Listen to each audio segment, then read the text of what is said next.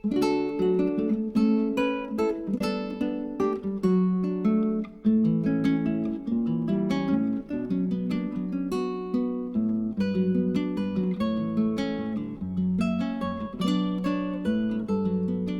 everyone, today is Friday, so that means another watercolor paint with me session with me, Mami Grass. And the audience that I usually have for this class are homeschooling kids about the same age as my own kids, okay, Ian and Darius.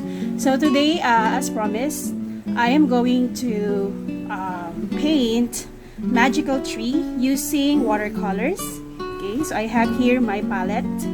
I have my Winsor & Newton Cotton, a few colors that I might need later, a jar of clean water, a piece of towel for drying my brush a bit, to get the excess water, and then I also have here salt, okay, just an ordinary table salt, nothing fancy.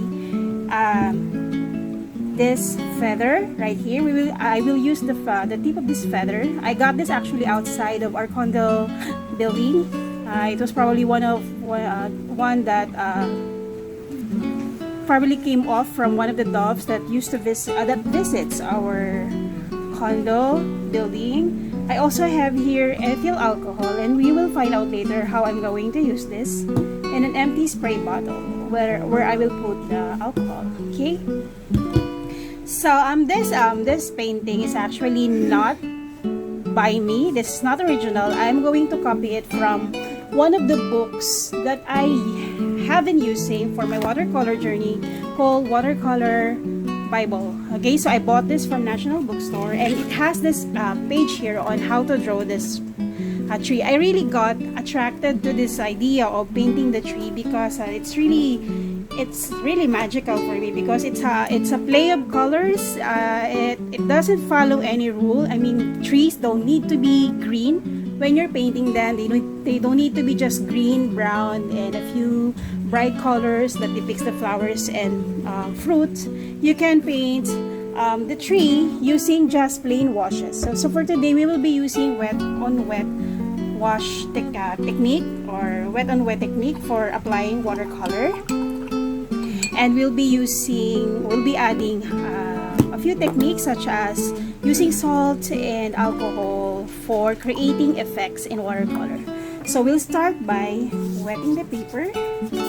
Okay, as usual, I am using my paper from the journal that I made using resin. Okay, so resin and cotton paper. This is actually the back of an old painting, practice painting, and this is a student grade watercolor paper, cold press, 100% cotton. Okay, right. And then I also have here my resin back cover of my journal that I made. I featured it in my previous video, link above. I will also put the video link in the description box below. Okay, so I'm wetting the back side of the paper by wetting this resin back cover, and then just yeah, there you go, just putting it on top of that resin back cover. Okay, this is to ensure that the paper is thoroughly wet and won't buckle even without the tape around it. Okay, but you can also use artist tape for this, or any masking tape. Okay, so I'm just gonna add this clip so that I have a little bit of inclination here, and also for putting your brush in like that. Here, you can use this clamp to put your brush in. Okay, like that. Okay, anyway, so we will start by adding the main trunk of the tree. Okay, so for this, I'm using the color yellow ochre. Okay, and then we'll just dilute it with water, plenty of water. Okay, And we will just paint the background first with a wash of yellow ochre. Okay, this is very wet, so you will expect the colors to be thin and moving around a lot. Okay, so this is just a first wash, just to depict that it's on a sunny day. Okay, so the day is bright, the atmosphere is bright. Okay, like so. And then we'll use we will color the trunk straight out of the, we will just put some colors by dabbing it to depict where the trunks and the root of the tree will go. Okay,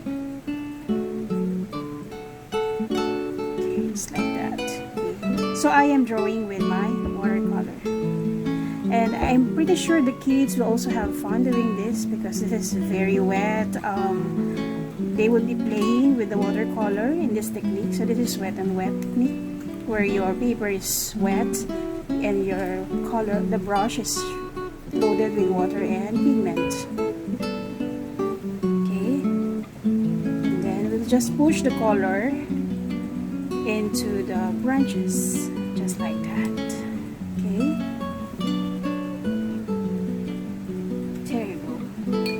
And then we will add this is going to be really quick and fun, I hope, for the kids. So we will just add colors for the leaves. Okay, so for this we can just mix any color we want. Let me just mix purple or violet color by using French ultramarine blue or ultramarine blue, and let me just, okay, and alizarin crimson. Okay, there you go. And I will just dab it around like that. Okay, see how the colors move.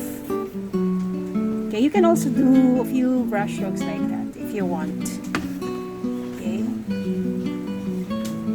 and then leaving white space in between, right? Okay, it's okay if you lost your white space. We will create white space later. I'll show you how. And you can add more blue into this to just sort of give a variety into this purple by making it blue, more bluish.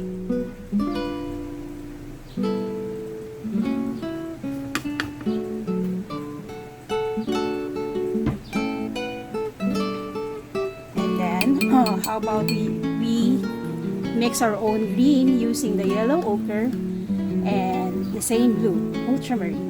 Okay, so you will have a muted green out of this. Okay, like that. So as you can see, I am using the same colors for mixing so that the colors are synchronous. Okay, so that's for the, okay, that's for the shadow. So let's brighten it up with a bit of yellow, so to create limey green. Okay, so more blue for this, and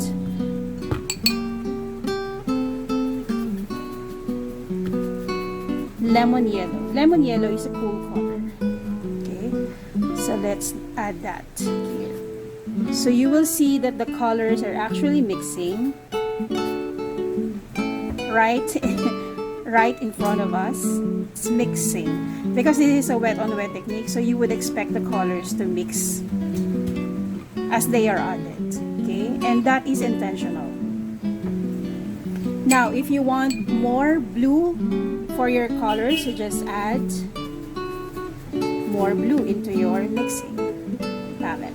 Okay, as you can see, we have already lost the white spaces that we assigned late a while ago because the colors are still moving around because this is wet. Okay, and that's totally fine by me. Okay, so how about a bit of red and more blue. But this time, the color is more on the reddish side. And we'll add that here. Okay.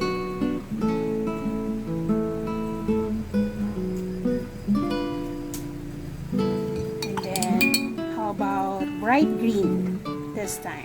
Can we do that? We definitely can. So you can see I'm just randomly adding colors here.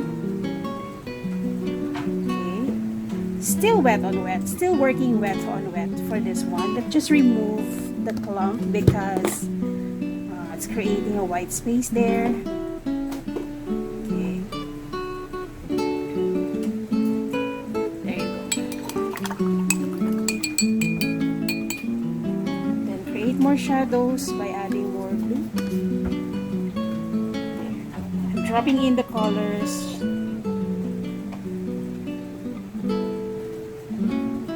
Here. And if you notice, we already lost the branches. No worries. Oh, let's mix brown by adding a bit of yellow to this one. And some red. Let's see.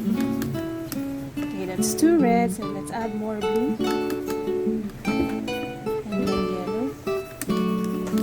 So we will create a bit sort of brown using the 3 colors blue, red, and yellow. Okay, and then you will have this brown. Let's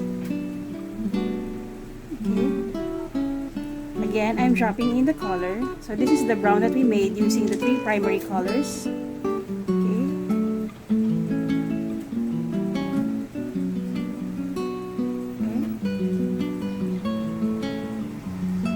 And then we will push that color in. There you go. There you go. Okay.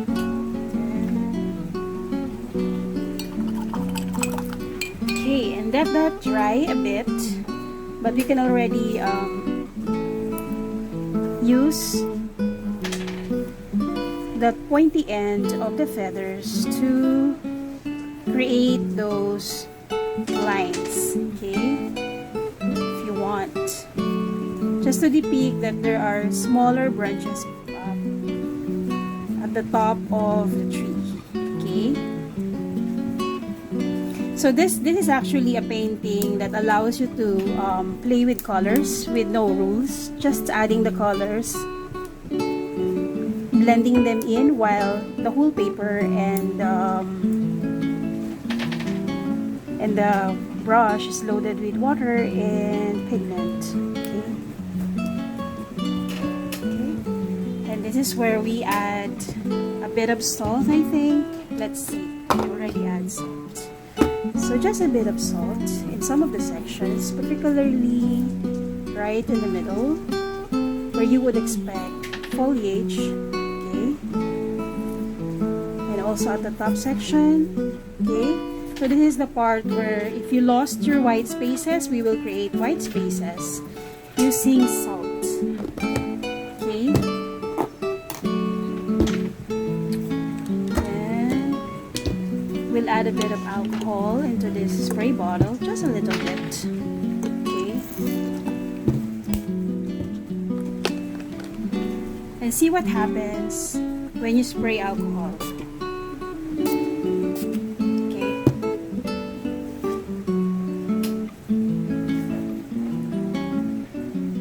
So while we are waiting for the effect of the alcohol and salt, we'll add a bit of interest in the background using the yellows. So just sort of shadowy suggestion that there are stuff at the background, perhaps out of focus trunks of trees as well. And then we can already add some, okay, let's create green na lang, okay, green using yellow. So this is a bit muted because it's already dirty, this palette. Let's add more red, blue, and then some yellow. So this time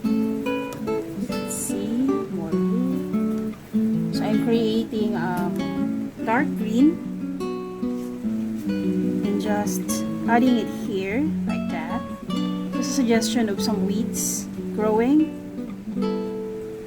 the shadowed part of the okay.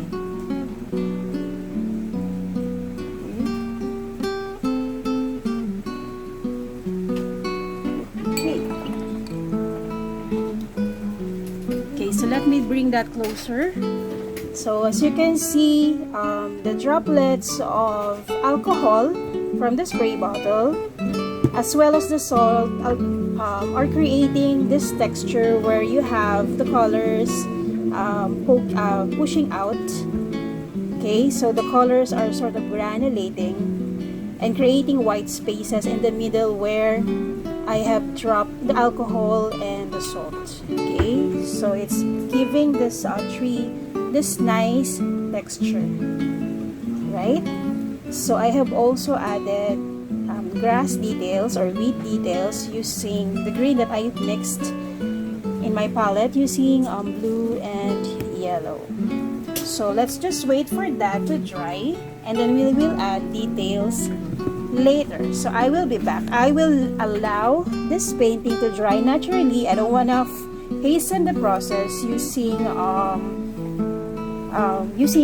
what you call this, using hair dryer. So I want this to dry naturally, so we'll give it a bit about 15 to 20 minutes to dry. I'll be back. Hey everyone, so I'm back and it's not yet dry actually, this painting. It's taking a while because right now it's a little humid in our area. The humidity is about 90% and I think it's about to rain, so it's taking longer than usual to dry my painting, as you have also as you can also see here.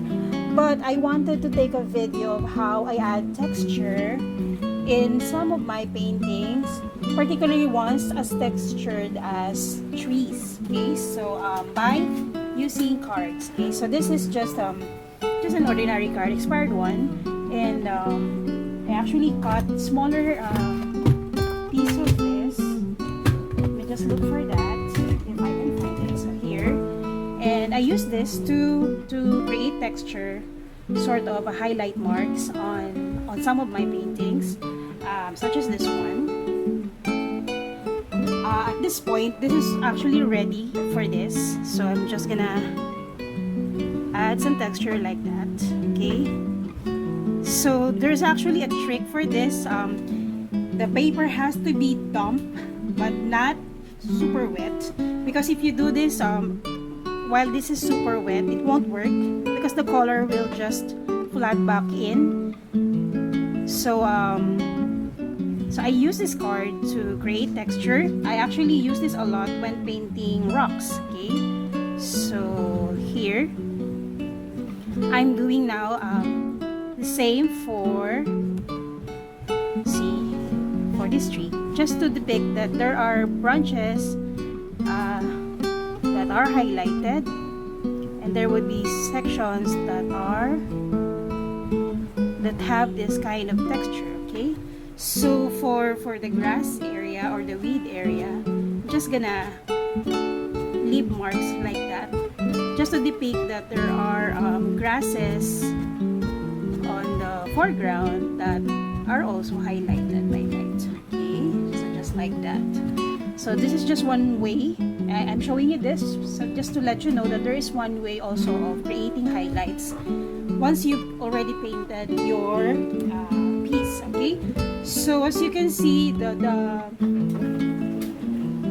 salt and the alcohol have done its job of creating this texture, okay, like feather-like texture. Okay, so I will resume painting by adding more shadows and details into this piece. Okay, so for that I'm going to use my rigger. Okay, my rigger brush. Okay, just to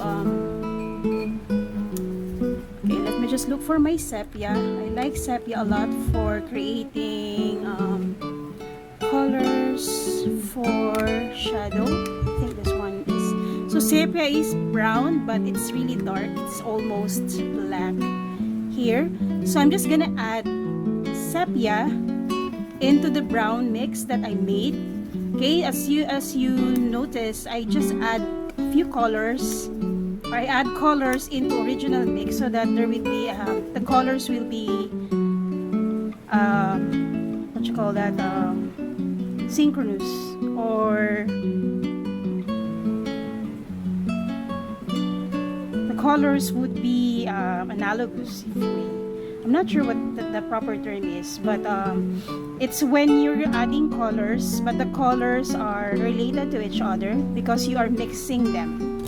Okay, so in painting it's important that you don't that you mix the right colors and use them without adding too much colors that are not in sync with the original colors. Okay, so you would want them to, okay, so I'm just adding some shadows. Okay, so you can just so I'm dry brushing it using my rigors just to add some textures. Okay, and if you notice, I've also painted over some of the highlights I made because I feel that they're too much. Okay, so I know this is the part where you just add your texture, add your colors as you see fit. So your painting, your child's painting might be a little different from mine. So, and feel free to do that. Okay, so I use rigor for also mainly for painting fine lines. Okay, but you can also use your round brush, your finest round brush. Okay, so I'm just adding in the same color for the shadow for the dark grasses, the ones that are in the shadow sections. Okay, you can even add a few wheat flowers if you want. Okay, so I'm just pushing back some of the colors just to reveal some highlights for these branches. Okay, so you can definitely do this. Okay, and then maybe add some flowers, perhaps some yellow flowers here, just to, okay, some reds perhaps, just to add some texture in the foreground. But don't overdo it, because the main focus of this painting, or the main subject of the painting, is not really the weeds but the tree. Okay, I'm just adding this stuff while we are waiting for the painting or the tree to dry because it's still wet. Okay, so I'm just adding in this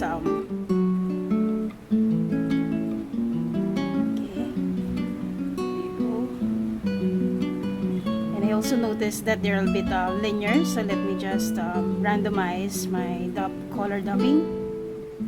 Okay, so I use yellow and red. You can also use white if you want for the flowers. Okay, so it's almost finished anyway, but still dry, it's still wet. The main tree is still wet. Let me just if you notice, there's a sharp color here, so I'm just gonna soften that by wetting my brush, the original brush I used for this, which is size 10 round brush by Princeton Snap. So I'm just gonna rub it with clean water just to soften these edges. Okay, actually it's okay if it's, if you like it that way. I'm just gonna soften it like that, so it doesn't look too contrasting or too sharp. Okay. Okay. Again, I'm just softening the edges using water. clean water. Okay. There you go. That's your magic tree. Although it's still wet, I'm gonna show a picture of these once it's totally dry or bone dry. Later, I will include it in the video. Okay, I'm just okay. Oops, sorry about that. Just you can still clean it up using just a brush. Okay. And if you want, you can also add some. Excuse me. You can just add some. I don't know, some spatter if you want. So I'm adding in just some yellow, dropping in some yellow just to indicate or just to suggest some flowers. Okay, in your tree. Okay, so let's do that. How about a bit of red also? Mix in yellow. Okay, just for orangey flowers perhaps. Okay, so that adds interest into your tree. So I will stop this video now, and we'll just share the final photo of the painting once this is dry. But I'm really liking this tree a lot. Okay, so I hope that your kids were able to enjoy this tutorial, and I hope that you'll share your photos of your child's painting in the Facebook group Arts and Crafts by Mommy Grass. Okay, see you again for our next lesson next week Friday. Bye for now.